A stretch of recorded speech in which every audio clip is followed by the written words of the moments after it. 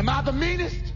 Sure enough. Am I the prettiest? Sure enough. Am I the baddest mofo low down around this town? Sure enough. Well, who am I? Sure enough. Who am I? Sure enough. I can't hear you.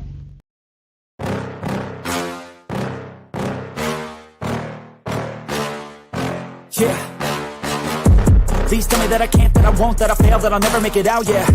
Please tell me all the bad, never good, fill my head full of every single doubt, yeah. Please say any negative thoughts, I pop off when I hear people say I cannot. I get off to the thought of proving everyone wrong, I won't stop to the top, so you better back off and get lost. I'ma stay loud, stay proud, never running out, never heading south. I'll be spreading out, call it word of mouth, can't put me down, I'll be getting loud. You can have me douse, not what I'm about, have your fucking clout. Woo!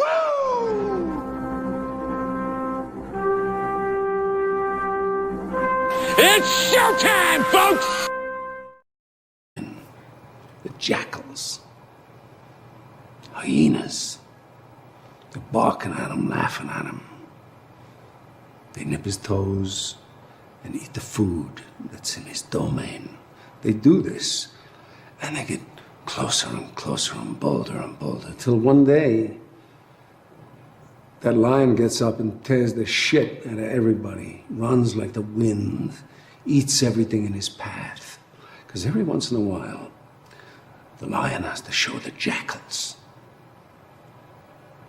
who he is.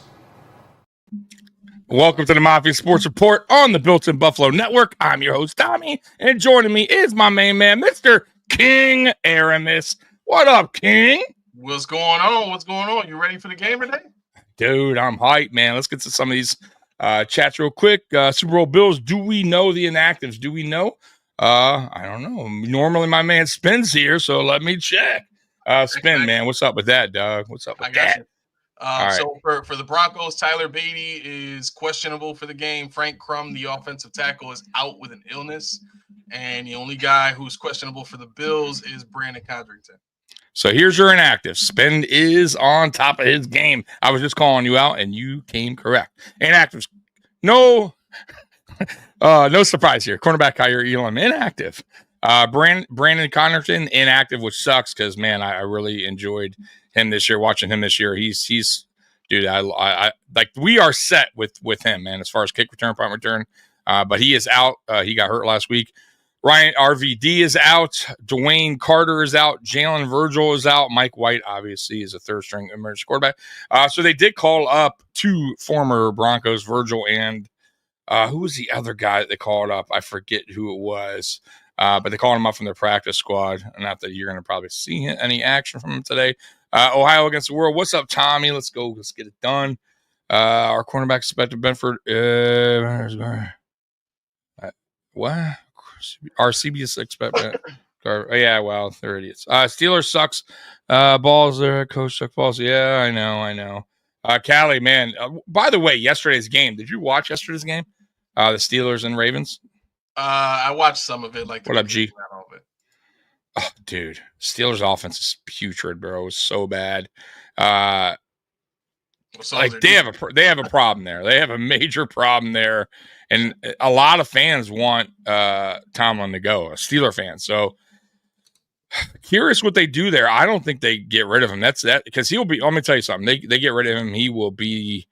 He will find a job like very quickly. So I still think he's a good coach. I just think he ran into a problem with the quarterback situation, and that will get you fired. Like once you have too many bad seasons where you got bad quarterback play, they can get you fired. So he needs to figure that out if they do wind up sticking with him.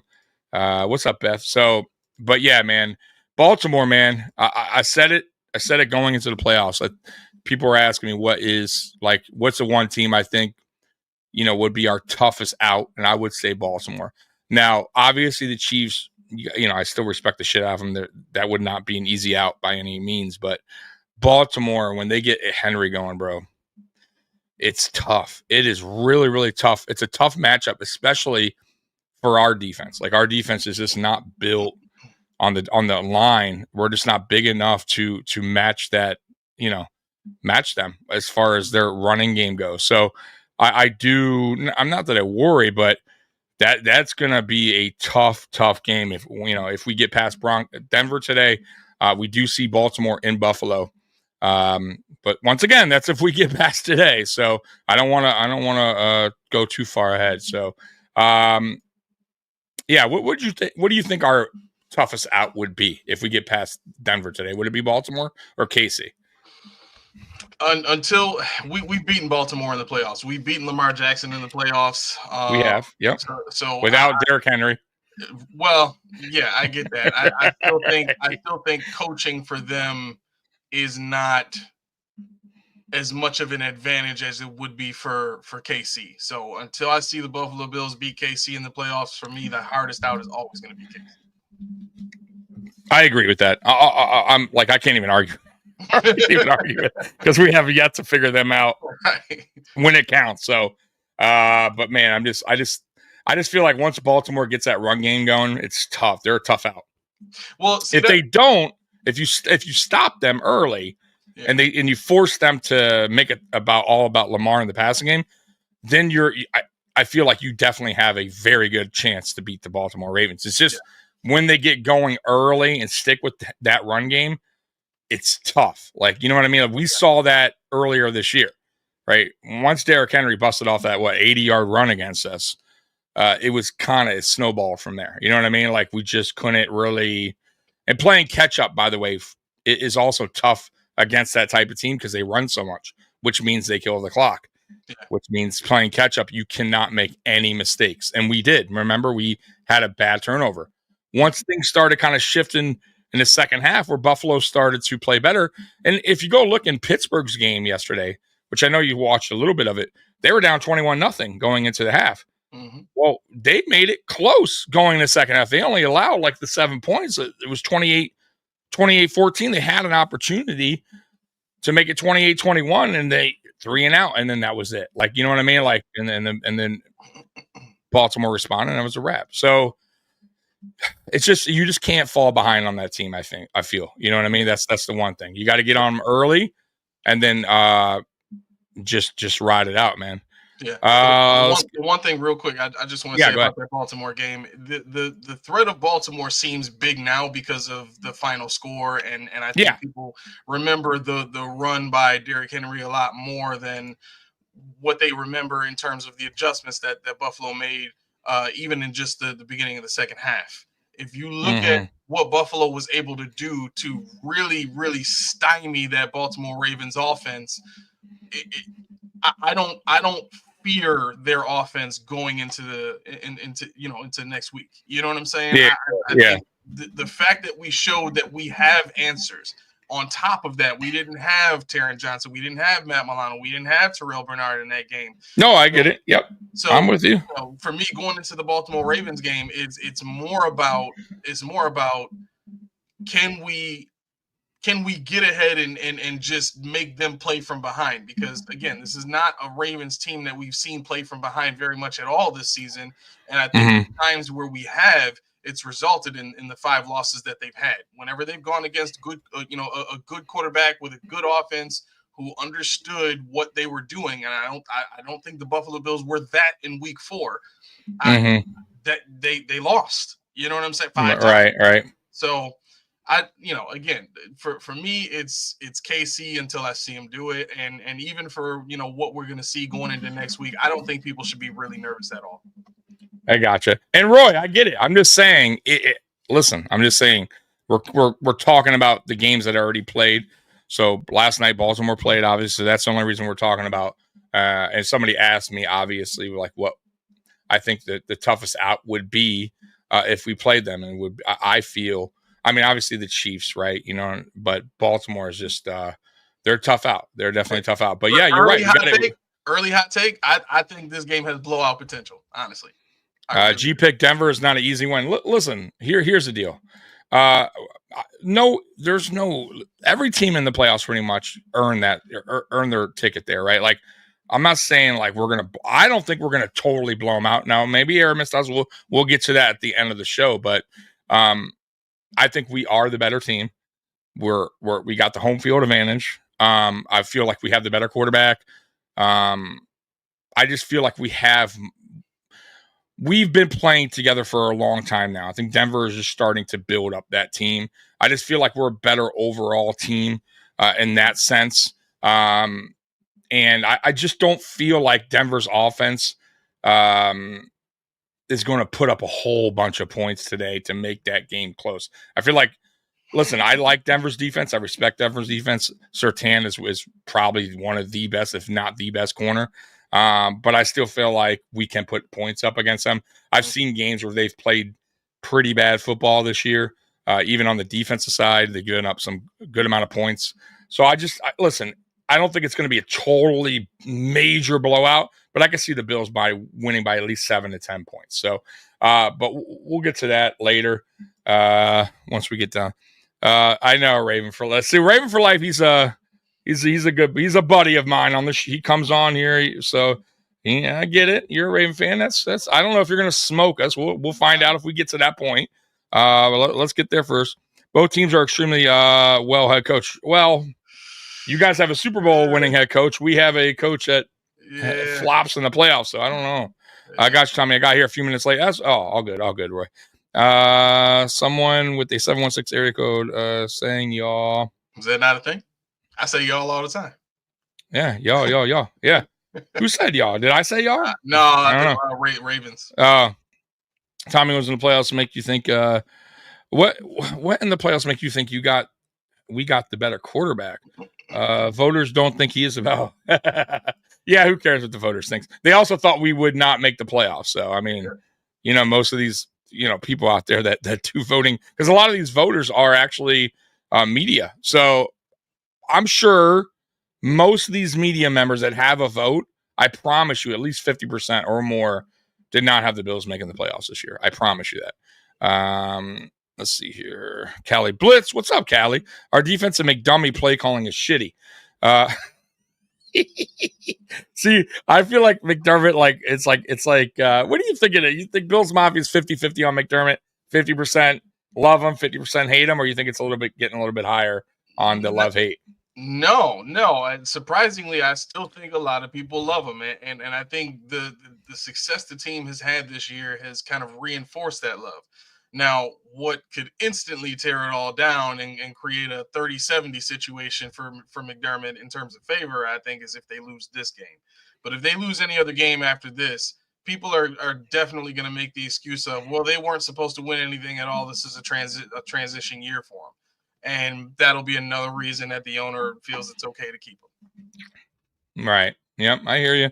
And by the way, too, like, the MVP thing, I'm tired of it. I get it. Like, who gives a shit? Like, at this point, I just want to win a Super Bowl. So I understand even what you're saying. Totally get it. I think fans are so hyped up on something that's right now. Who cares, man? Like, if we lose and Josh Allen is MVP, like, are we really going to do that? Like, oh, we lost, but our quarterback's MVP, baby. Like, I don't care. You know what I mean? Like, at the end of the day, like, look. When he looks back at his career, I get it. Like, that's awesome to look at and go, here's my achievements. I won, did MVP back in 2024 season. Like, that's cool. But right now, in the now, even Josh Allen probably could give two shits. You know what I mean? His goal was set on a Super Bowl, which it should be every quarterback, right? Yep. Let's see. Super Bowl Bills tell you guess that might be Cope and Cap. Man. All right. Let's see here. Let me see if I missed anything. Oh, what part? What part of what I said? Yeah, I don't know. What's Cope and Cap? Cap and Cope and Cop? Let me know. And he's not a guest. He's my co-host. So y'all get it right. Okay. Has he been watching long? Damn Cap. Oh my God. So anyways, let's get to this. Let's get to the love hat. Like, let's choose love today. Like, we come on. Be nice. Hopefully they didn't oversleep. Right now, just focus on the damn Broncos. Swear they better not lose this fucking game, Scott Blakely. Yeah, dude, I'm gonna tell you right now, man. And here it is. Here's the truth. Even if we lose this game, they're not letting McDermott go. So yes, I promise you, post game, if we lose, it's gonna be hell. Like, I mean, we're gonna have a lot of trolling fans in here on my post game. We're gonna have a lot of pissed off Bills fans. They're gonna be saying, "Fire him, fire." He ain't going anywhere. unfortunately. He's not going anywhere. So, yeah, and I'll be one of those fans. I'll be on here screaming, pissed off. But I don't think that's going to happen. But we will be here, win or lose, man. I'm always here post-game to talk. And I will say this real quick, too. It's funny to me because we did a show Friday, Aramis, and, of course, we had a few trolls in what you're going to get. And they're like, oh, Denver's a blah, blah, they're going to beat you, da, da, da. I'm bad at talking trash. I don't do it. I just give you my opinion on, how we're going to win the game. I'm great at it. I'm not. I'm terrible at it. I just don't do it, right? Yeah. I'll tell you how I feel, you know what I mean? But it's not trash talking. It's just giving an opinion. Yeah. But here's the problem I have with a lot of these people. Like, they'll still, like, a lot of the times, if we do win, like, let's say we win today, which I believe we will, but let's say we do. They'll come on my post game and go, oh, that was Denver Broncos. They're one of the worst playoff teams going in. Of course you guys are going to beat them, but what are you going to do next week when you play? So it's really a no-win. You know what I mean? There's a no-win. So even if we beat Baltimore next week, then it's going to be, oh, you never beat the Chiefs, blah, blah, blah. Like, they're always going to discount no matter what, right? You're always going to get these people coming in, like, discounting whatever you do, right? Like, when we beat the Chiefs earlier this year, it's, well, you haven't beaten the playoffs. Okay, that's fair. You beat the Lions. Well, the Lions were all banged up. Like, there's always something to discount, like, what the Buffalo Bills did. It's crazy to me that, like, it's like, no matter now, if they beat us and it was like, oh, you see, the Bills are no good, the blah, blah, blah. Like, so guys, that's why I'm just saying, like, sometimes it's funny that way, it happens that way, but just ignore some of that shit because it's crazy talk to me. Yeah, we did it as a drought team with the Patriots. Oh, well, see us in our house, play us like that in our house, or give right. us a good quarterback, or the rest of the division is bad. That's why you meant, like, we all the Super Bowls and all that kind of stuff. Well, you cheated. We used to come at them hard, dude, all the time. Yes, excuses for why their Super Bowls do not count. So we have to just roll over that. All of that makes sense. Exactly. I'm with you there. And I listen, man, I give credit to where credit is due. They were the best team. Yeah, they did today. Wow. Yep, they hired Vrabel. You know what? It's funny because Vrabel sat out the season. I almost wonder if that was in the making from the get-go because they had the contract. They had to keep Mayo as their head coach no matter what for the 1 year. And it's funny that Vrabel was like, you know what? I'm just going to wait and see what happens next year. Right. Odd, right? When there was job openings. You know what I'm saying? Kind of funny. Coincidental? I don't know. Right? Right. I'm just saying, like, right away they hired him. And where everyone was saying Vrabel, everybody knew that, right? So that kind of was like, I almost feel like they're like, fuck it. We'll just stick with Mayo 1 year. We have to. We have no choice.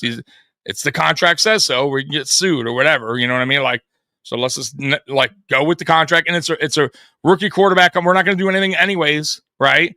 So let's just get through this season with Mayo and we'll fire his ass and we'll get the number 1 pick. Oh, no, we didn't get the number 1 pick because Mayo fucked us. You think Belichick had something to do with that? You think he knew, he was on I don't. Listen, I know Mayo did. I know Mayo. It was funny because if you go back and watch that game, like you see Mayo on the headset. Now, mind you, I don't know who's talking to him. Could have been the coordinator, whatever. But you see him like laughing, like I almost wonder if like you were like, yeah, oh, did Kraft call it? Yeah, fuck him. All right, yeah, we're just gonna win this game, and yeah, tell him to enjoy that 4th pick. Yeah. Like, you know what I mean? You're like, yeah. Bill Belichick I'm gone anyway. Doing a great job. That's what he did. Yeah, right, yeah. Keep doing it. Yeah, Belichick called. He said, you're doing awesome, brother. Robert, I hope Bean and McDermott are paying close attention to the defensive line and are looking in the draft for an active edge and athletic DT over 315. Yeah. So we're getting ahead of ourselves, but for sure, we need a bigger DT next to Ed Oliver. I've been saying it for the past 2 years. I hope they eventually address that, and that hopefully they address it in this upcoming draft. And as far as what was the other thing you said? Just the defensive line. Oh, and the edge. So yeah, we're going to need Von. I don't think Von will be back next year, so they're going to need to figure something out with the edge because AJ Epinesa is exactly who he is. He's okay. He's just okay, right? He's a good depth guy. He's a good rotational piece. I don't think he's terrible, but he's a good player, right? He's not, and I think his numbers are where they're at. Like that's what you can expect year after year. I don't think they're going to be anything spectacular here, and it could be just listen. He could go somewhere. AJ Epinesa, he could be in a different system, and maybe he shines. I don't know, but in this system, I think this is what you get from AJ Epinesa. So we need something better on the outside of Gregory Rousseau if they're going to keep Groot. And that's another thing. What are they going to do with Groot? I don't know. I hope they have a price in mind where they say, and Bean does this. I'll give Bean credit as far as this goes. He does say he has a limit, and he says, hey, if you don't think this is right for you, go out and look and come back. You know, if you feel like you didn't get any better offers. But I hope they have because I think. What do you think? What do you think Groot's contract about 18 a year is where you want to be with him? No. Oh, as far as what we want to pay him? Yeah. Like where do you see, like, you know what I mean? Where would you be good at? I would think 18 to 20. No, you think that's too high? You think so? Yeah.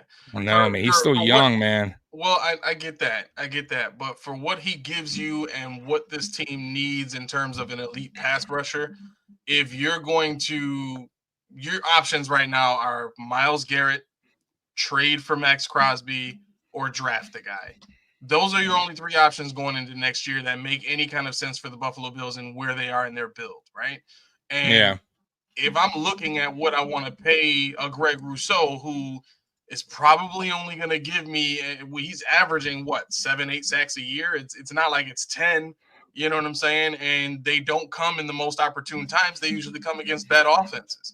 So, you know, for me, but his pressure rate's one of the best in the NFL. Yeah, but again, I make the point on pressure. How much does pressure affect Lamar Jackson? How much does it affect Mahomes? These are the guys that we pay the big money to pass rushers for to get to. And if he's not going to be that, then he needs to be making what Epinesa is making. No, stop it. He's worth more than Epinesa. Listen, don't be ridiculous. Epinesa doesn't. But Epinesa doesn't. If you look, his run defense is in it. Okay, by the numbers, Epinesa is a better pass rusher.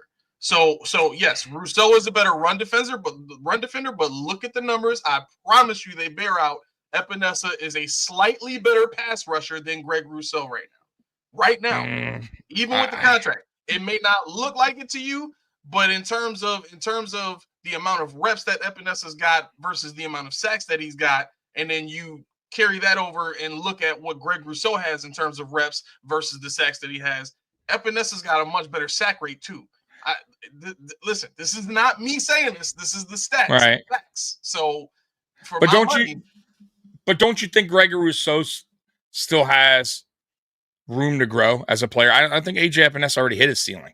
Like, don't you think Groot still, at his age, being at a position that now, mind you, he's been around NFL for a little bit now. What is this, fourth season, I think?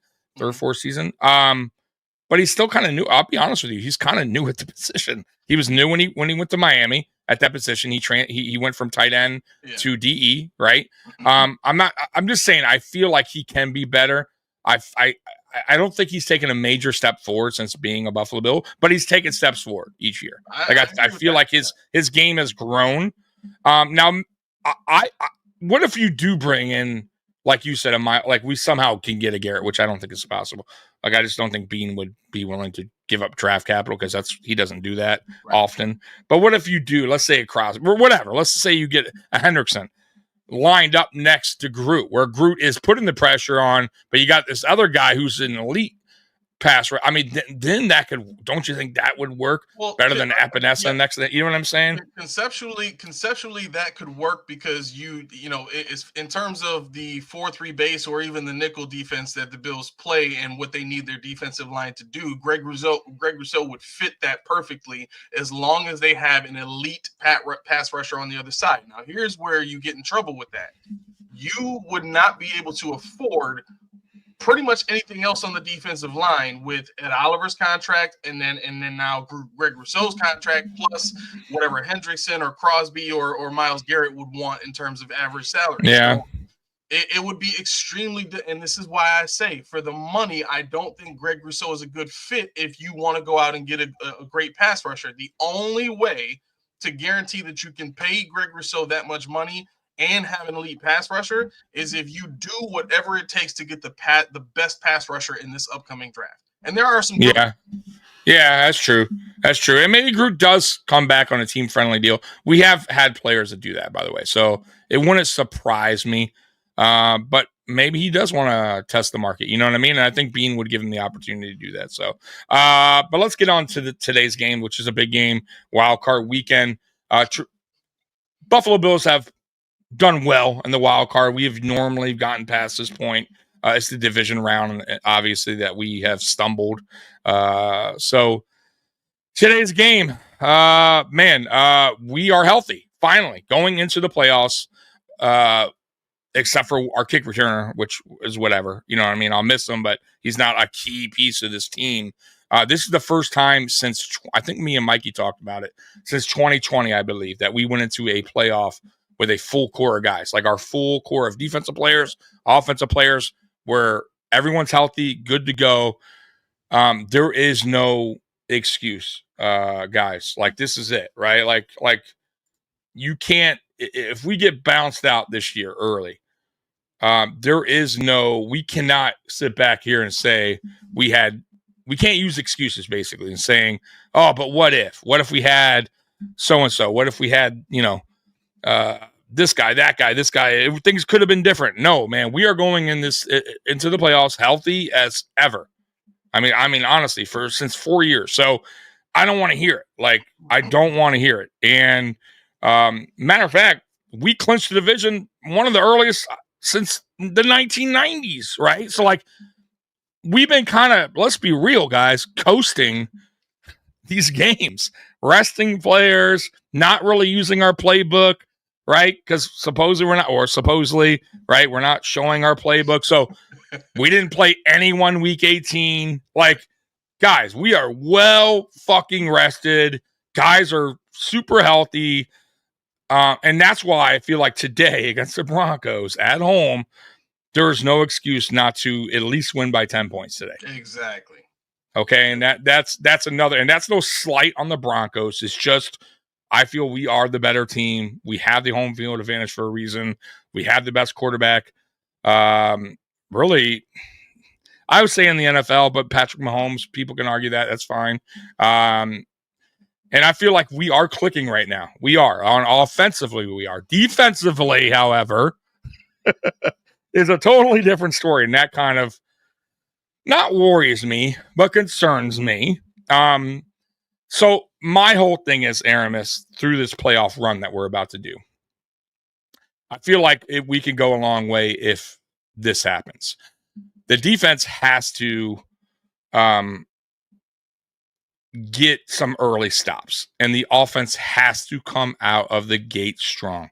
If the offense does not, and the defense gives up early points, this team could be looking at an early exit, because and really, I hate to keep going back to the game, but the Rams game spoke volumes to me about when this team can get hot, but the defense collapses. So no matter how hot the offense was that day, since we fell behind and we didn't start out the gate hot, it never was to be. Like, you could just not they never could get back in the game, because the defense could not get us. Like, the defense was just terrible and could not get a stop for the life of them. So then you go to the Lions game, Aramis, where it was a total difference. You get some early stops, offense gets rolling hot early, then the Lions are trying to play catch up, and then there you go.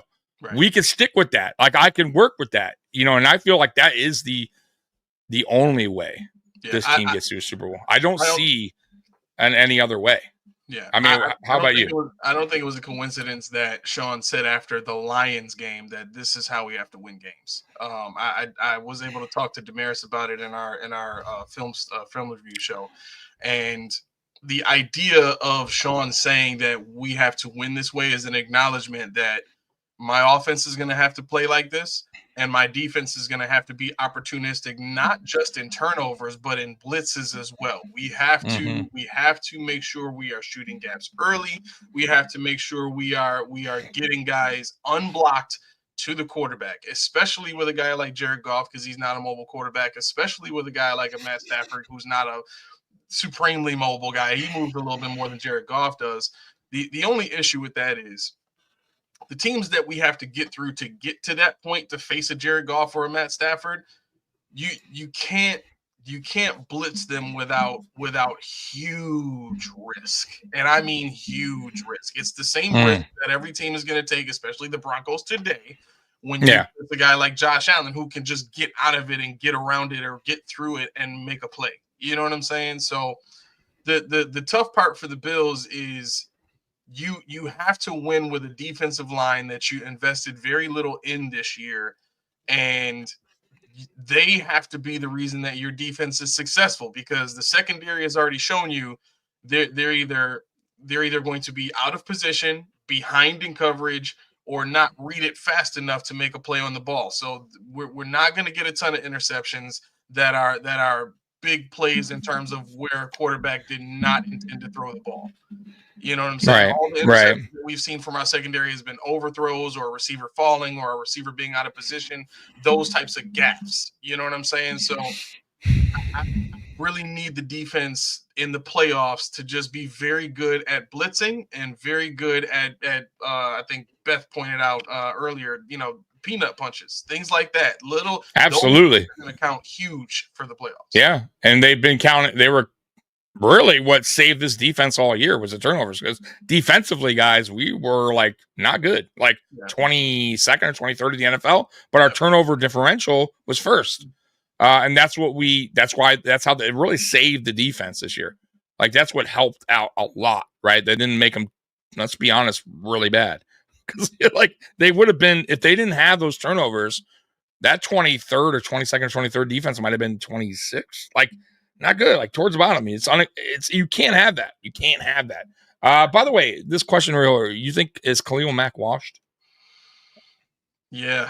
I think that's just about it for him. He's reached it, right? Hit that wall finally. Yeah, it happens, guys. That's why I keep telling y'all that record, that Bruce Smith record. In time, these guys that are on top of their game, they eventually hit a wall, man, with injuries and just age setting in too. And they just don't have it anymore. It's just, you can't defeat Father Time sometimes, and you just can't. And with injuries on top of that, I don't care how great they were, or in shape they still are. Like it's just different, bro. It's different.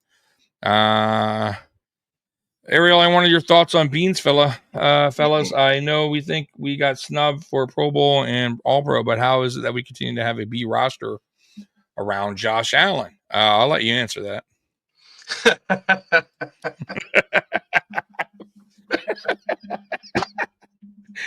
I didn't expect that. So the idea of this team build is a focus on culture, and anytime that a focus is not on building with talent, this is what you're going to end up with. Right. Again, to be fair, I think culture has played a big part in the success of the team, both inside and inside the building and on the field. But the issues that we see, that like with every build in the game of football, there's a give and a take. You know what I'm saying? Mm-hmm. If you want to be a great pass rushing team, you 9 times out of 10, you're not going to be really great in the secondary. Or if you want to spread it out and try to have a couple of guys in the secondary and a couple of good pass rushers like Houston has, you're going to struggle at linebacker. You know what I'm saying? There is no perfect build. Now you can luck into very good situations for one side of the ball, like the Ravens did last year, where they've drafted well. Who else did well? Denver's another team. They drafted well on defense, and they got a couple of guys in later rounds that are contributors and very talented guys, and they're in a system now with Vance Joseph that fits what they do very, very well. So those are the gives and takes in the league, so to speak. But in terms of Brandon Beane's job as a GM, I really think the focus has always been on culture more so than talent, which is how we end up with B players. In the same way that, for a team like the Ravens do this, who else does this? Not so much the Chiefs, but they focus more on talent and getting these guys in and putting them in positions to be successful. Yeah, I get you. Yeah, I did throw him the hot potato. When did Bruce Smith hit his wall? I guess year 20. He had 5 sacks, which, by the way, like going back, like at his last year, 5. The year before, when he was 39 years old, he had 9. He had 9 sacks. Like, dude, we can't even get a guy who's 23. Yeah. Get 9 sacks. So it took a long time for Bruce Smith to finally hit his wall when he was 40. Okay. What is going on with Scott? This dude just did a line of hot sauce earlier. Now he poured Frank's hot sauce on an open wound. Like, this dude is jacked for this game. Oh my God. Well, Scott was very angry last week, by the way, when we lost to the Patriots. He was so pissed. He's like, it's fucking cheating. And I'm like, Scott, calm down, buddy. Like, no, it was, we were, when you're punting at the 30-yard line, you know the game is meaningless at that point. Yeah. I'm just throwing that out there. There's no reason to get upset. And he finally cooled down the following day. He's like, all right, cool down. I'm like, I get, like, look, I never like losing. I get it. I'm with you. But it was a meaningless game. I said it. Matter of fact, me and you said it. Going into that game was meaningless.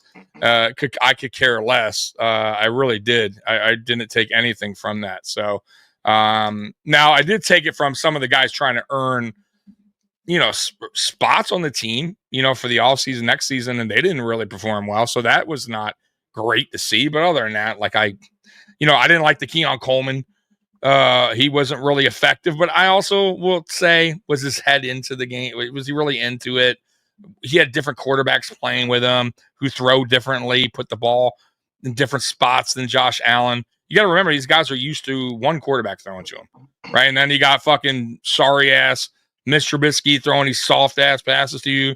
And then you got Mike White throwing them fucking sky high over your head. Is it really his fault? Did you see how terrible those throws were? Like the Mitch Trubisky passes, I'm like, holy shit, bro. Like they were taking forever to get there. Guys like it's coming. It's getting there. I mean, his arm is so bad.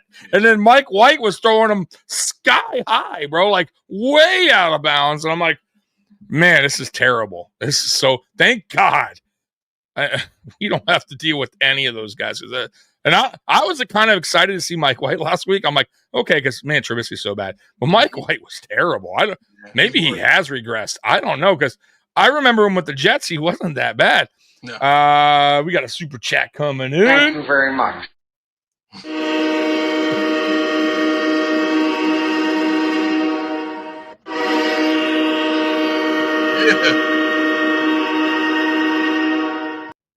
I appreciate that, Sophia. Oh, man, come on. It's a train or listen, man. Got to show that love back, man. Sophia, thank you so much. Hit for a big Bills 40. Go Bills. I don't know if we hit 40 today. I do think we hit over 30. Let's see. Spin. When Tommy is being the reasonable one, Scott was off his rocker last week. ready to light up the whole organization. Yeah, I know, man. I'll tell you what. We lose today, boy. There's going to be so many F-bombs. That cope. That what? That cope? That cope? The cope? I got a death row animal. I don't know. It's cope. I don't know. Let's be real. We haven't played real football in like 5 weeks. That's what I'm saying. And the Broncos are peaking. Are they peaking? They had some bad games down the stretch too. We need to start strong. Absolutely. And I'm glad that you said that because I have a. Let's see here. Where is that? Had that. Let's see here. No, it's not. That's what she said. Oh yeah, right here. What is that way? Strike first, strike hard, no mercy, sir. I can't hear you. Strike first, strike hard, no mercy, sir. Yeah, come on, McDermott. Can you say that just for once in your life instead of doing fucking campfire stories? Get real. Yeah, Lee, just tell him, go out there, fuck it. This is it. Stop bullshitting around, all right? Fucking tired of this losing bullshit in the playoffs. Go out there, strike first, strike hard, fuck this team. Fuck the Broncos. Let's get it over with. Get the win. Move on. All right. I don't want to hear no fucking. You don't have to tell me some bullshit story. All right. Let's see here. There we go. The Broncos are not peaking. Yeah, I don't think they are either. I think they peaked in the middle of the season. They cooled down towards the end. That's how I saw it. Maybe somebody else sees it differently, but their defense has played their worst football the past month. Yeah, I agree with that too. They lost a bunch of clinching games until they played a CFL team. The Chiefs. Right? The Chiefs is totally were like, dude, Tommy, how's that voicemail thing doing? You know what?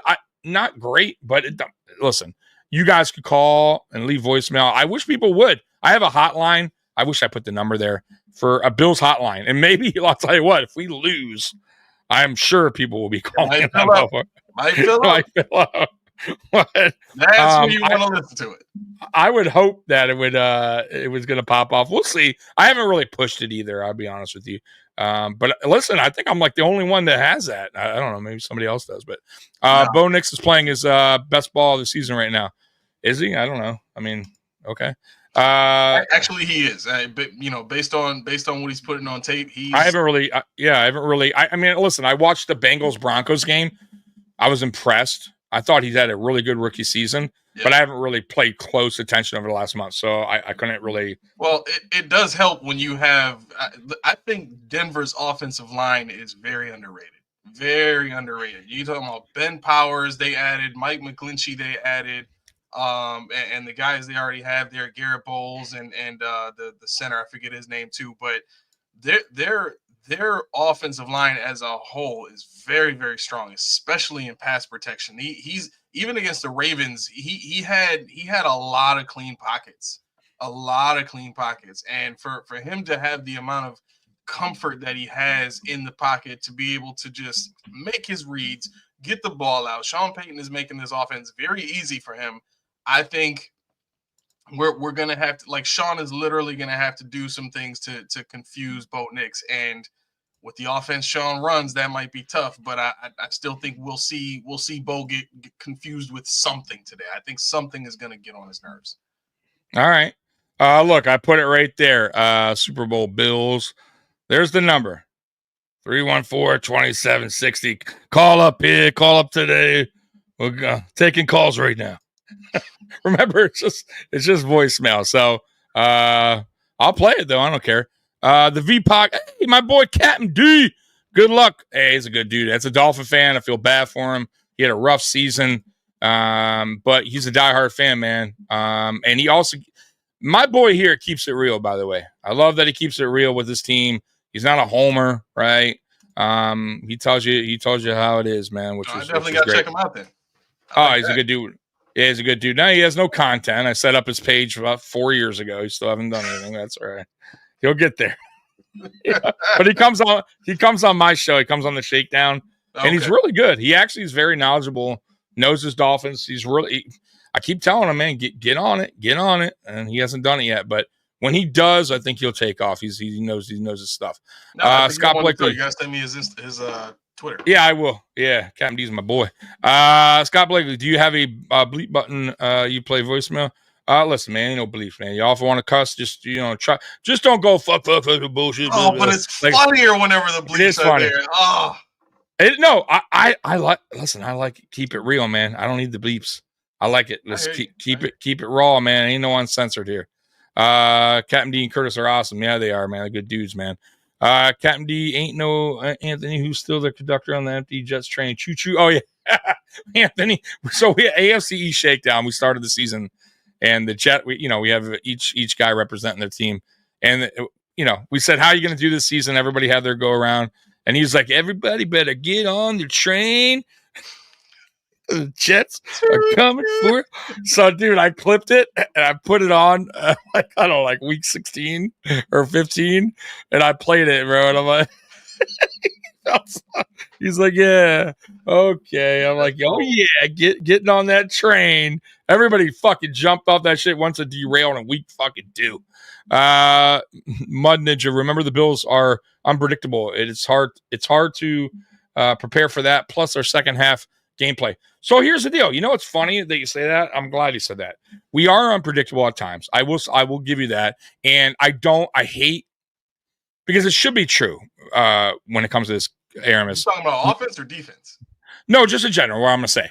So in general, like when we go into a game, they're like, I don't know. They're terrible. This team is, they got one of the worst running game, offensive line in the league. And then yet their offensive line dominates us. Like, I don't go by with that because we do the opposite. Like this guy, they don't have a good running game. Well, they fucking run 175 yards on us. Like, so I don't go by that because we are unpredictable. For some reason, I don't get it. Like, you know what I mean? I don't understand it, but it is what it is. But it says, I will say this, our second half has actually been better than our first half. Oh, yeah. Season. So our adjustments are actually better than they have ever been. So I will give the team that. I feel like Sean McDermott has not really been a good second half coach, and he's been way better this season. Joe Brady has done really well with second half adjustments. And that's the same with Bobby Babich. I feel like if you go back to games we lost, the Ravens game, we did really well in the second half. We did. Defensively, we came out a lot better. But it's that slow start, I feel like, that's hurt us this year in a couple games. Getting out the gate really slow, getting down or at half is never good, or tied. We were down against the Jets this year, which is dude, you can't. Come on, man. You got to be better than that. So we just need to get out the gate better, and then we'll be just fine, because I feel like our second half adjustments have been there all year. But as far as unpredictable, yeah, sometimes it is. Sometimes I don't know what to expect. And I don't buy into, the whole, when we play a team that they're good at this, they're bad at this, because we just seem to never, teams just do what they want sometimes. It just seems to go against us. I don't know why. It just always happens. You know what I mean? We're good against rookie quarterbacks. A guy will throw fucking 350. Right? So I just listen. Right. Forget all that crap with they're good at, stat wise and the numbers. Just go out there and play football. And we should win. We're the better team, right? But if we shoot ourselves in the foot, we don't get off to a good start. We start off slow. Our defense gives up early points. Yeah, it's not going to probably go too good. I mean, it's just the truth, And then we're playing catch up is not good, especially in the playoffs. By the way, this is it. There is no tomorrow. Yeah, that's it. There is no we're going to look at the film and bullshit around tomorrow. No, bro. He's hooking. Damn, Rod, come on. What's the matter with you? There is no tomorrow. There is no tomorrow. There is no tomorrow. That's right. Yeah, there is no. I mean, it's just the truth. There's no tomorrow. Get it done. Handle your business today. Don't bullshit around. You're the better team. This is no slight on Denver. Denver earned their right to be in the playoffs, but Buffalo is the better team. If we lost today, that is an upset. Absolutely. We're a second seed going into the playoffs. There is no excuse to lose today. And like I said, once again, that's no slight, and that's not being cocky, homer. No, bro. We're the second seed. We've beaten really good teams. Matter of fact, we've beaten both number one seeds right now, and the Chiefs and the Lions. We should not lose this game, and that's not me being cocky. That's just me being real. Baltimore should not have lost yesterday, and they didn't. That's not being cocky. That's just the truth. They're the better team. We are the better team. We should win. Now, we'll find out. I don't know if you saw, but what's his name? Matt Collins came out as, he's so weird, bro. He came out dressed as Fred from the Flintstones. I don't know. He's a different cat. He's a different, he's a different kind of cat. Yeah. But yeah, we have beaten the best teams. Absolutely, we have. And that's what I'm saying. There's no reason why, when this team is playing at their best, right? At least offensively. I still don't think defensively I think we are what we are, right? And that's why I keep saying our defense just needs to be even average, and I think we'd be okay in the playoffs, right? Just start off, just get us that cushion. That's all you need. If the offense is humming, if you get that little cushion, I think the defense can hold strong. Even though they go to that stupid fucking soft zone, that nickel, that Sean McDermott absolutely fucking loves, that he would never go away from. If we got a lead, I think we can hold strong and we win those games. You got to love Hollins. Yeah, he's different. He is different. And I wasn't like sold on him coming into the season, but he's grown on me for sure. Like I feel like as wide receiver 4 or 5, I think I'm cool with that. Like, he's made some plays this year. He's good at special teams and he's a good locker room guy. So on a cheapy deal, which would probably be another 1-year deal, I have no problem with him coming back. Same with Ty Johnson. Like I wasn't even sold on Ty Johnson coming back this year, but he's earned that. And I feel like for another year to come back, sure, why not? I have no problem with Ty Johnson. Like some of these guys, these cheapy signings that I hate, by the way, that Bean loves to do, these thrift store fucking, shopping, his clearance section when you go to the Target at the last end of the aisle on the way back. Like 75% off Mac Hollins. What? Yeah, like I hate them. I hate those signings, but some of them work out. Some of them wind up working out, and those guys have. But look at the bigger signings, Curtis Samuel. Right? I mean, right? It's like, so it's not always. Sometimes you can pay a little bit and still lose.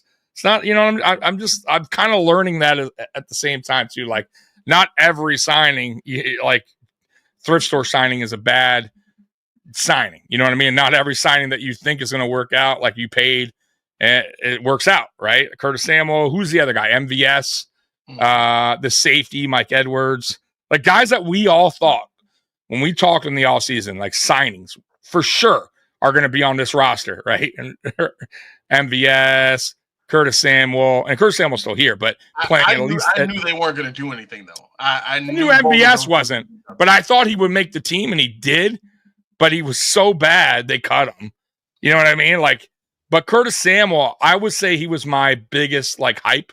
Not hype, but I thought like they could really come on, be number one. Yes, not number one, but I thought he would at least be effective, like just be a big part of the offense, right? Like where Joe Brady's like, man, Swiss Army knife, put him in the backfield, put him here. Yeah. Like I thought he was going to be a big piece. And I would say the turf toe thing really set him back. And then I don't know what happened. I guess Joe Brady just not finding a thing for him in the offense. I don't know. Like it's really confusing because I think he's a good player. If we're being real about it, I think it has a lot to do with Sean McDermott. Sean McDermott wants guys at receiver that are willing and can be a strong blocker. That's Mac Hollins. That's Keon Coleman. That's even Larry Cooper. They're bigger guys who can block. Curtis Samuel, with his frame, even though he's 5'11", 190 pounds, whatever he is, he's not a great blocker. And for him to be in an offense where Sean wants to run the ball and rely on the run and be consistent in the run and all that kind of stuff, Curtis, I probably should have thought about this more, but I didn't think that they would focus so heavily on the run the way they did. But I mean, knowing all that, it really makes Curtis Samuel's contract just ridiculous at this point because they're never going to use him. Oh, no, they should. And you lost. Yeah, you're going to wind up unless they figure a way out of it. I don't know the whole details he's got of it. 4 years, so they can't get out of it. But it's still okay. I would probably try to work on that. Start thinking about that now, Bean, because I don't think he's going to work out. Right. Not how I expected. I really didn't. We'll see. I mean, I you know who else I thought was going to maybe make the team because he started off good in the offseason with Claypool. I still think he would. I did. I really thought he had the opportunity to beat out MVS because he's not. He really, bro. Go back and look at his rookie years, first couple years. He's not a bad player, guys. Like, but he just got hurt, and bro, that was it. Like, there was really not Sean much. Used the injury as an excuse to get him out. Honestly, maybe, it was a turf toe thing. Yeah, it's possible, but nobody ever picked him up either. So, True too. You know, so, Not an NFL not guy. like- Okay. yeah. I mean, it's weird. Well, I'll put it like he this. has the frame. Yeah. He has the like when you look at him, he has the height, the size, like That's the he traits, has all yeah. the traits, but for some reason, how do you not find a team? You know what I mean? It's really odd. It is odd. Here's the funny part. For most teams in the NFL, they build culture through winning. Right? That's what we see with and listen, for as bad as the Eagles situation is with their culture, all it would take is them making it to the Super Bowl and they'd be fine. They would absolutely be fine. The issue with them is we were just in the Super Bowl and we lost, and we've been going backwards since that point. That's why the culture is bad. Kansas City, they don't focus on culture. They focus on winning. Winning solves all problems in the NFL, just like money solves all problems in life, right? Yeah. So for what the Bills have done, they've kind of gone against the grain and said, well, we're going to focus on culture, not talent, right? And that's going to mean that we're going to love coming to work every day. We're going to love being in the classroom with everybody. We're going to love, the bus rides and the airplane rides and all that. That's all going to be great. Players are going to talk about that. But on game day, when you got to go mano-a-mano and beat the man across from you, and you realize that you're deficient, and you have to heavily rely on a scheme that is foundationally deficient on defense. Yeah. I mean, now you're starting to see the disparity between these teams that are, just fine because they're winning all the time. And look, I get it. The Bills are winning all the time. I get it. But we're now starting to see the rest of the AFC catch up. So the idea, the question becomes, how much longer can the Bills keep this up with culture to keep up with these other building teams? I agree. I feel like I'm with you there too. Like you don't want like total bad seeds in the locker room, but you can't always go with choir boys either. There's a balance there. You have to figure it out. You have to find them. I'm with you. V podcast, my boy Captain D. Crazy. The wide receiver group was my biggest question for Buffalo. You're talking about going into the season. Look, here's the deal, man. It wasn't my biggest concern because I'll be honest with you, I got caught up with the whole smoke and mirrors of the whole everybody eats. And the first 3 weeks we were 3-0, and I'm like, oh, we're scoring 30 points. But I really didn't look. I should have looked at the stats. I should have looked at the receivers numbers. The proof was, it was kind of the writing was on the wall that we were having an issue with the receivers because there just wasn't like I love Khalil Shakir. Shakir is that dude. I think he's going to get better. But other than that, man, the numbers were terrible and gaudy, like awful. And that's just, you cannot continue to play in a long season and win that way. Like eventually defensive coordinators will lock down, understand that you're having issues at the receivers. They won't respect you. They'll start playing you differently. And that's what they did. Exactly what they did. And that's why we were struggling for a minute. And that's why you knew, and Brandon Beane understood at that time, fuck, man, like we do need to get an alpha type of receiver in here that defenses respect, and that will help. And that was Amari Cooper.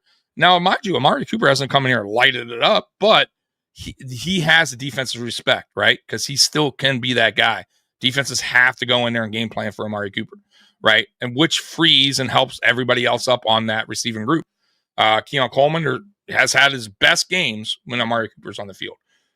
There's a reason for that. Absolutely, there's a reason for that. So right now, I'm cool with the receiving group. I'm not crazy about it. I feel like we can get way better. You know what I mean? Like we still are missing the over the top guy, right? We still don't have that. Yeah. But right now it is what it is, right? We're going to go through the season. We're in the playoffs. I like our receiving group. I don't love it. I love Khalil Shakir. I think that dude, it can get better. I do think he could be 1,000-yard receiver in the NFL. I really do believe it. Amari Cooper, we'll see what happens with him in the offseason. If he wants to stay another year or two, I would be comfortable at 2 years with him, considering his age and all that. I'd be cool with it. You know, if it's a decent deal. I actually disagree with that. And you don't want him back, or just disagree with not for what it means. That's fine. I appreciate what he brings to the team now, but if we're talking about building the next iteration of the Buffalo Bills, I don't want to go into it with a 30-year-old receiver. And that's not to say that I don't think Amari Cooper could still be good, but I don't want that cap hit at the number that he's going to have for for all you know what I'm saying? Like it just Well, it depends. I don't know that's the thing though. I don't know, and I don't know what is his value after this season. You get what I mean? It had to have dropped. It's going to drop considering age and in his numbers this year because they haven't been crazy. You know what I mean? They're going to drop some. But you're right. Listen, but I'm also not. I wouldn't be disappointed if he's not back. You know what I mean? At the same time, but we need to. But if he's not back, you still need to. You have to get a receiver who is that alpha, right? You have to address that. You can't go into next season doing the same mentality as everybody eats. We picked up, Chase Claypool again. You know what I mean? Like you're not going to. It's not going to work. I think they've learned their lesson with that. They need to figure that part out because I think Keon Coleman. I don't know if he'll ever be a number one, but I think he could be a really good receiver. I just think if they use him right, red zone, goal line area, I think he's a guy that can get a lot of touchdowns in the season. I don't know if he'll ever be like the go-to guy. You get what I mean? I could be wrong, and it depends on his work ethic and the offseason. But go ahead. So based on the numbers, Amari Cooper was making $22 million in Dallas, and he was making $23 million in Cleveland. So based on his age and where he is now and production and all that, you could probably get him down to about 16, 17 million. But even at that, with what we need, see here's the other part of this. Josh is about to make $60 million next year. Oh, I believe it too. I do. A lot of people don't. I think he no. It's already in his contract. If they don't extend him, Josh is making $60 million. No, but I mean the extension. Yeah. Well, so no matter what, but right. I think extension, he's going to be about that. Yeah, absolutely. Yeah. So with that, we're going into next year with about $20 million of cap space right now. Now that doesn't include us letting trading Greg Rousseau or not re-signing guys or anything else that we do cap wise, right? $20 million. So if we're gonna pay Josh $60 million, we have $20 million left. We're gonna have about 40 open roster spots next year.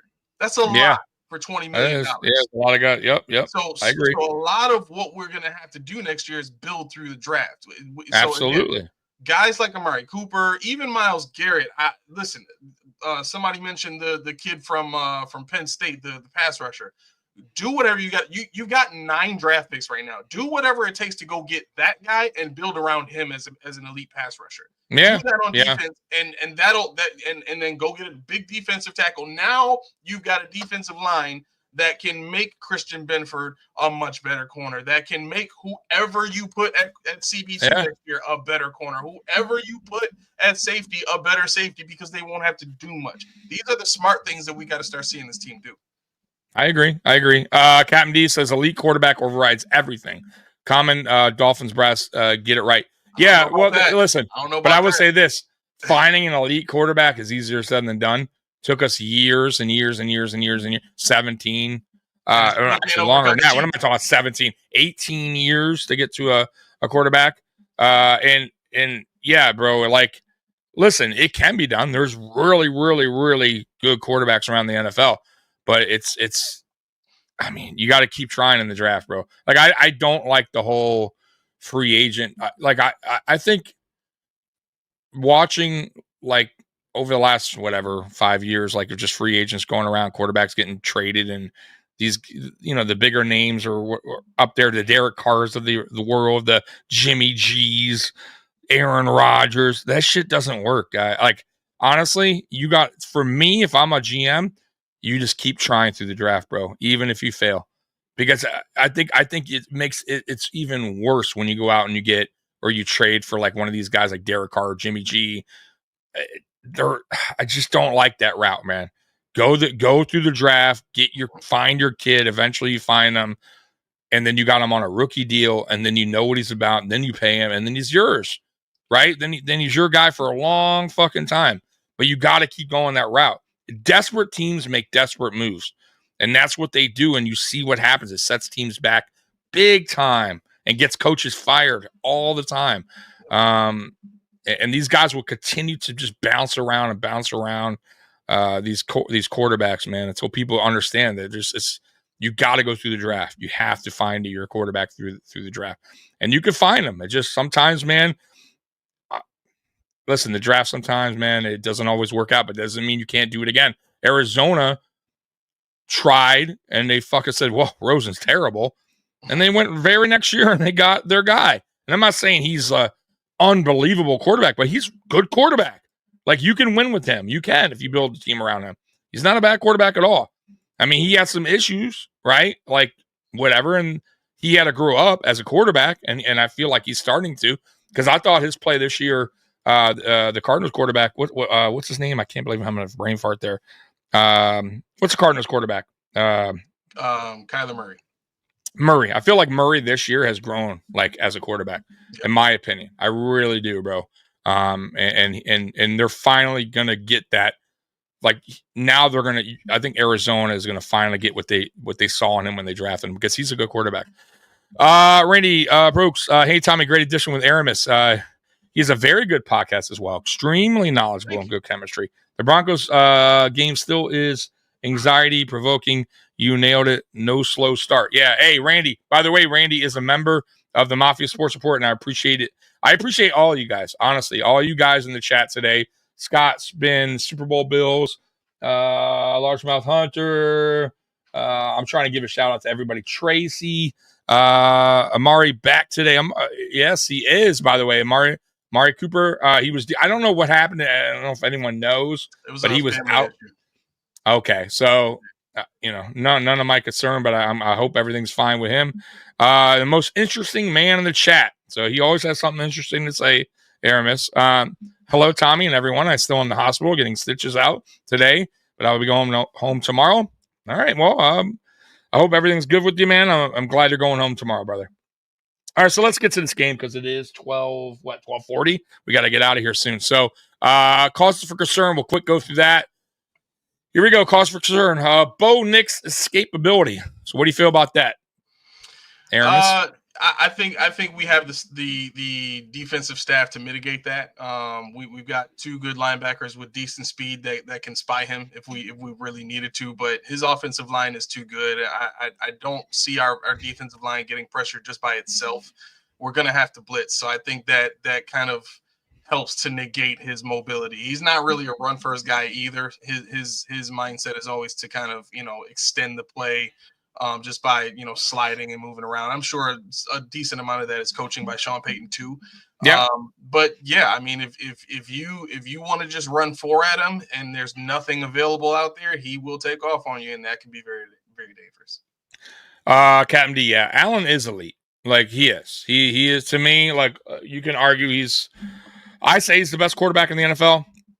I get it if Mahomes is, like, people can say Mahomes, and I'm not gonna. That's.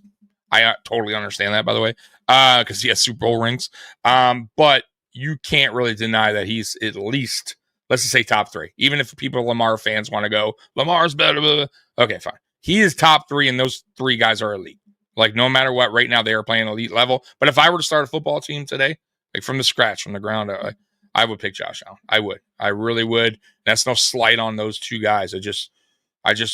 I think he has the whole thing. I think he has everything, and including I feel like he just puts his sweat, like everything out, blood, sweat, tears, everything's out on the field. Like, everything, like, football is his world. You know what I mean? And like, he's done so much. Like, he's a ultimate team guy too. Like, he's willing to put his, like, pretty much life on it. Like, that's what he does. Like, and I'm not saying they don't, Patrick Mahomes and Lamar, but from what I've seen from Allen, I just feel like he's different.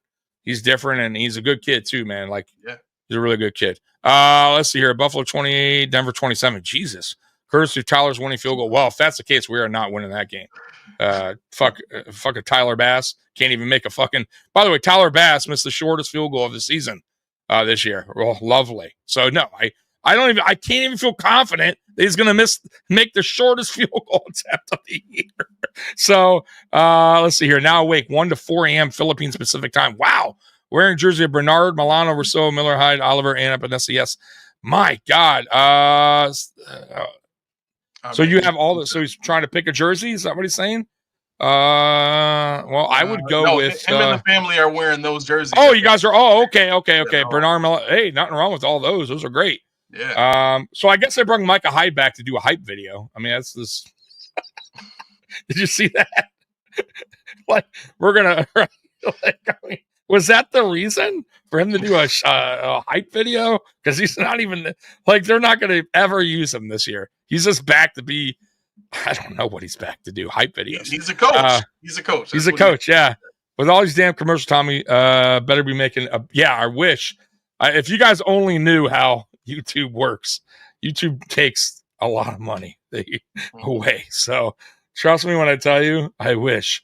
Lately through rookie quarterbacks beat our defense. I don't see McDermott dominance of recent anyway. Yeah, listen, I'm kind of with you. They did not play May too well. I thought May did pretty well against our defense, and I was not expecting that. I feel like McDermott in the past has done better against rookie quarterbacks. This year, at least against May, it didn't look too good. But I will also say this: I think our defense this year is our worst defense under McDermott. Yeah, I do. I think it's because it's never been in the 20s. He's always been around the top 10, and he's had even a top 5 before.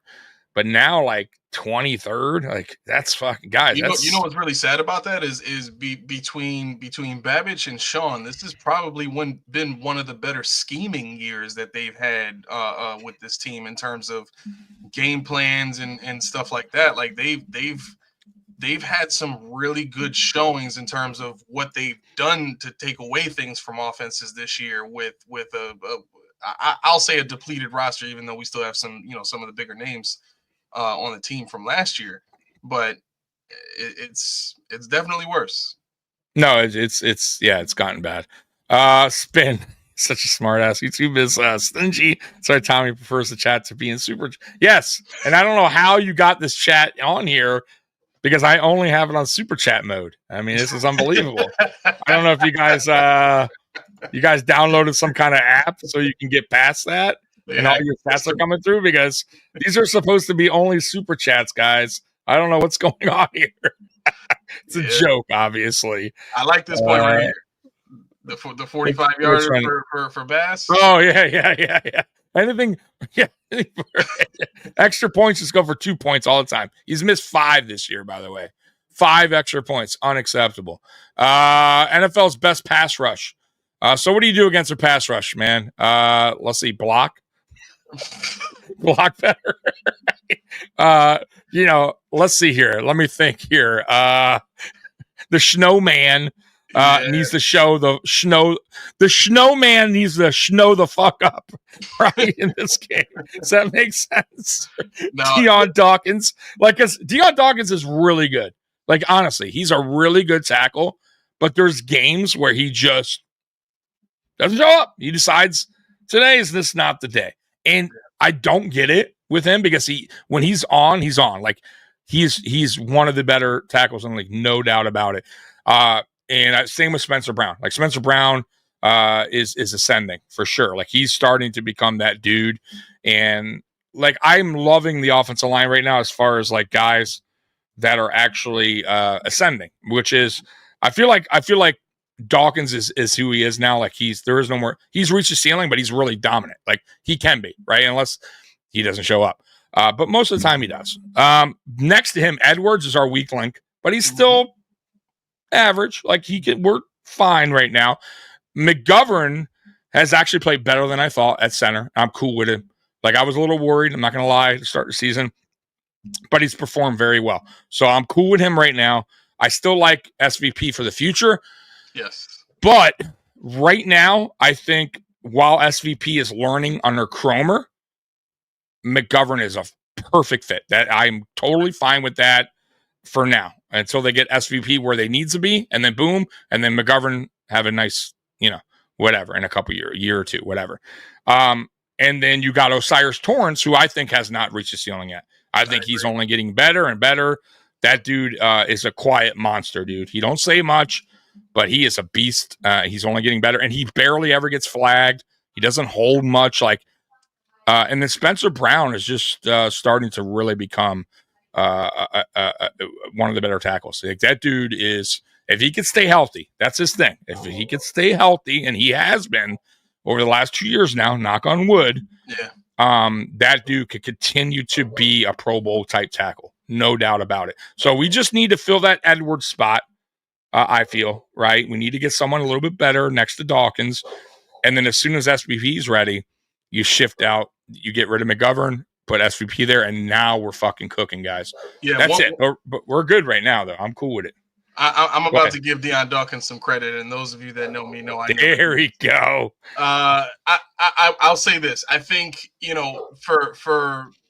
for Dawkins being where he is in terms of flags in the league this year, and even some of the things that he's had to overcome, I think a lot of it has been from the fact that he's had to play, next to new offensive guards every year, if not every 2 years, and to constantly, constantly have to develop new chemistry with a new partner, essentially, year after year after year. It wears on you. And I think that's a lot of the reason for the flags this season in particular. You're playing next to a very average guard in David Edwards. He was not a starter last year. And for this guy to come in, and Deion Dawkins has to, learn what he can and can't do. And let's be honest, the offseason and preseason is not enough time for an offensive lineman to get a good feel for that. You got to see it in live bullets. So early on, Deion Dawkins, trying to not cheat outside to beat those, those speed rushers and stuff like that, is so that he can protect his guard on his guard's left side, to not give that gap in that direct line to the quarterback. So I think that's one of the reasons why we saw the flags early on. I think we haven't seen that later on in the season now, because obviously David Edwards is playing a little bit better. Both of those guys are familiar with each other. But listen, let's be honest. Nick Bonito is a speed demon at edge rusher, right? And he's going to do his best to get around Deion Dawkins. Deion Dawkins has put on tape this season that his footwork might not be as spry as it used to be at 30 years old. So, right. There is something to be said about, the relationship between Deion Dawkins and his left guard. But again, all of this is to say, I think because of the growth of those two guys together, Deion Dawkins should be able to hold his own very well today. Yep. And no, somebody says super chats are disabled. They're not. Guys are just being funny. And somebody said that I'm using my, what do you say? Ariel, Tommy with the puns today. Yes. So basically what King Aramis says, the snowman snowed up this season. Oh boy. All right. That's right. All right. Doing the dad jokes over here. Trying to be cool. All right. Tommy, let's go. 40-12. My God. I would never listen. You know why I'm never going to do that again? King Aramis. Come on. This team was supposed to drop 40 on him, but Sean was like, let's just run the ball. King Aramis is damn 40. And you know why I won't do blowouts anymore? We were on this fucking podcast pregame one day. I forget who we were playing. You're like, bro. King Aramis is like, bro, I'm going to say it right now, bro. They're going to get 3 points on us. That's it, dog. No, you didn't say it like that, but you said 3 points. Who was it? And we barely beat them. Was it New England? No, was it the Patriots? Oh, you said 30, 3 points. Yeah, we were going to 38-3 or something. Like, listen, don't blame me. Blame Sean for that. Listen, okay, I'll put it like this. If Sean was trying to help Josh get the MVP, we would have blown that team out, because Josh easily could have hung another 6 touchdowns on that team and just easily quieted the entire landscape as far as the MVP conversation. It would have been over at that point if he hung 6 touchdowns on New England, because that was the same week that Lamar Jackson threw 5. So you hang 6 on the Patriots, you dominate them, get them out of there. Nobody's complaining about how the Bills played in the next 2 games, especially not after they whooped the Jets the way they did, and then they give the game to the Patriots. I will never do another blow. I'll stay in the 7-10 range just in case. I don't want to be that guy. You must have lost some money off of that one. That's what it is. Damn points. All right. I said, "Are you sure 3? It sounds really low." You're like, "Oh yeah, 3 points." Yeah. Let's get to the next thing. We're out of here. We'll get to the keys to victory. All right, let's see what Bills Wire has for our keys to victory. Just fucking play good and you'll win. All right. Let's see here. Stay out of the sticks. Okay. It says the Broncos pass rush is undoubtedly the team's biggest strength, which they are. They led the NFL with 63 sacks, 9 more than the second most. Damn, that's a lot more. Also led the NFL with 265 quarterback pressures, 10 more than the second most. So they get to the quarterback. But, Aramis, who do we have that is doesn't go down too easy? That's Josh Allen. So, you know, they're going to yeah, so they're going to pressure him, but that doesn't mean they'll get to him. Right. Yeah, good luck. Disguise looks on defense. Yeah, I'm going to skip that because we haven't fucking done shit. Use the home crowd for a fast start, and that I agree with. So that's the three keys to victory. So, yeah, the home crowd will obviously and always does play a part of the Bills games, especially being home playoffs. They're going to be loud. I expect them to be loud. And, guys, if this fucking game's close at halftime, you boo the shit out of that fucking team going into the halftime because it should not be a 10-10 game going into halftime. Like, I want to see, at least going into the half, at least a 7-point lead. Minimum. Like, we need to have a cushion going into halftime.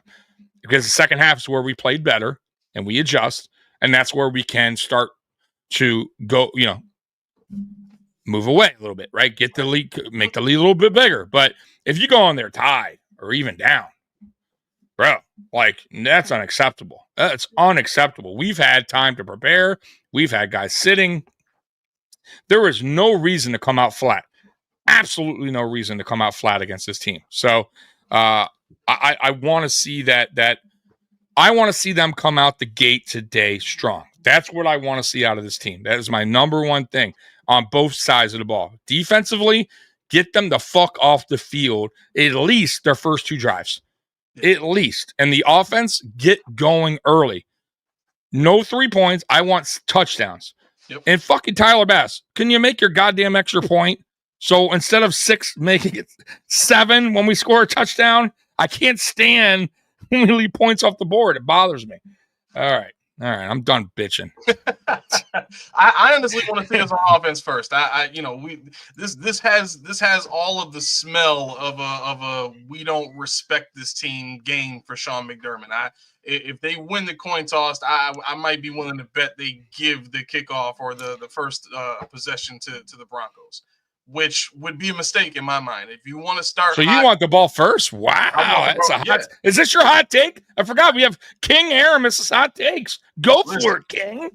I think if the Bills get the ball first and they show the Broncos that their pass rush is going to mean nothing from the first drive, do you know what that's going to do to the morale of that team when they expect to win with defense? That's how they've been doing it all season. So you show them, you go out there and you show them everything that you built your team around this season means nothing in this game. And your quarterback better be the guy that can bring it the way our quarterback can bring it. Otherwise, you got no shot. That's how you destroy their mindset from minute 1, and it's over. Jeez, that's a hot take. Is there any more? No, that's it. That's all I got for today. So if you win the coin, I just said coin. If you win the coin toss, you want them to take to receive the ball first. No, yep. All right. Yep. See, God, I like the double down thing though. I like getting the ball coming out second. I get where you're going with this because you want to basically, if we get the ball first and you go down, you score first, it's going to kind of rattle them early as far as their defense goes, right? As it's convenient though. Like they don't try to get those points before the half. If it's there and if it can be had casually, then they'll take it. So it's not really, we're doing this for the double dip. We're doing this so that we stop you from scoring before the half and stop our defense from having to be in a 2-minute drill situation or Mm. Hail Mary, whatever. And then we also get the ball. You know what I mean? It's a very conservative mindset the way Sean uses it. If we were more attacking at the end of the first half, like on a regular basis, then I'd be like, okay, cool, I get it. But they don't. All right. Spin, when we don't go for 2-point conversion, we leave one. Who's a Spin? I'm not talking about goddamn going for 2-point. Oh, yeah. Are you fucking Bills Wire? Listen, I didn't say for them to go for 2. I said Tyler Bass needs to make his fucking extra points. What is wrong? What is wrong with people? We scored touchdown at 6 points, correct? I'm pretty sure. Fucking right. I know I watch football. I think I do. And then the extra point counts as 1, right? Which makes it 7. Can he make his fucking extra point? That's all I'm saying. And if we don't trust him to make extra points, then fine. Just fuck 2-point conversion every fucking time. But that shouldn't be the case. Guys, come on, man. It's simple. Touchdown, 6 points, extra point, 7. Every time he does, bro, I'm so pissed. And then you know what? And his stupid look he gives, like it's bro, Tyler, what are you doing? Why are you kicking the ball that terrible off your foot? Like, my God, it's an extra point. And my co-host tried to stick up. He's like, extra points, it's not. They moved it back. I'm like, bro, stop it. 35-yard field goal. Holy shit, bro. It's 35. Like, you heard that now, right? Like, now the whole thing is like, but they moved. It's not as bro, it's a third. Stop it. Sorry. Should they move it for? And then I told him, then I came back with him. Bro, he didn't even he missed a 23-yard field goal, the shortest field goal. It doesn't matter. We can make a 10-yard field goal, and somehow Tyler Bass will hit the fucking upright and bounce off and miss the. Jeez. You want a real conspiracy theory, and this may even be a hot take too. I wouldn't be surprised if the NFL did something to the balls that the kickers use for kicking, because those are the magnetic. Balls. Well, they do have. Right, don't you do that? Don't you go down. You better not be doing it. You better not be. Is it really a coincidence that in a single season, all of the greatest kickers in the league are sucking right now, and the only kickers that are having success are guys that have never kicked in the NFL before? Like, are you going to say the gloves have magnets in them too? You better not. You better not. We're out of here. Might be some instrumental in the stadium is all I'm saying. Yeah. The ball was traveling this way and the magnet pushed it, turned it off, and I'm flying that way. All right, we're out of here, man. The game's about to start. So, guys, score prediction real quick before we get out of here. We got 3 minutes before the game. 38-28 Bills. 38-28 Bills. Okay, I got 34-17 Bills. 34-17, and I'm being geez, I shouldn't even done that. 34-21. I changed my mind. Okay. 34-21. All right, guys. So we're out of here. I'll see you post game, King Aramis. I'll talk to you during the game, guys. Everybody in the chat, thank you so much. And as always, go Bills. We're out of here. Peace. Go Bills. Go Bills.